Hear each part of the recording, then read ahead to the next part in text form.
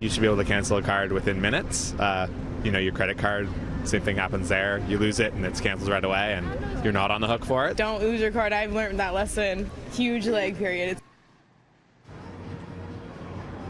Now, by this time next year, the TTC is hoping that all of their riders will have one of these as they make the push to get the entire system fully automated with the help of Presto. But losing your card could be more than just a hassle. It could also cost you. That's because even if you report a registered card lost, it doesn't get canceled right away. It could take up to 24 hours. And during that time, you're on the hook for any rides taken on this lost card.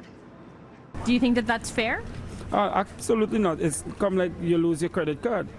If someone uses your credit card, does the bank hold you responsible? It really is ridiculous, right? I don't think it's fair to anyone who rides either the TTC or Go Transit. If other card representatives can do that, then why can't Presto? That's not an unreasonable question. Now, once the card is officially canceled, you can transfer the remaining balance onto a new card, which, if you order online, can take up to 10 days to arrive. Or you could buy a new card in person for $6, which also requires loading it with a minimum balance of $10. Then you can transfer the remaining balance once the cancellation is complete. Now, the lag is frustrating for many who say the automated system is supposed to make transit more convenient. We discovered even Starbucks coffee cards have a better protection policy, their website promising to freeze the account as soon as the company is notified that the card is lost.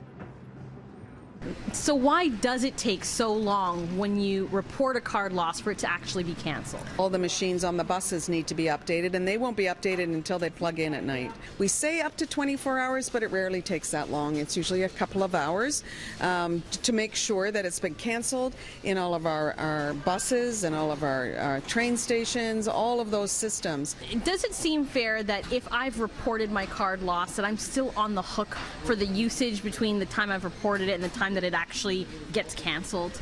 Well, if you looked at your credit cards as well, that if people have used your card illegally online, there are times that where those charges you might be responsible for as well. So it's difficult. Keep in mind, this is a card that's limited use for transit, so there's only so much that someone could use it for. They can't be spending hundreds of dollars in a couple of hours on transit. They might get a tap or two, so it isn't a huge amount of money.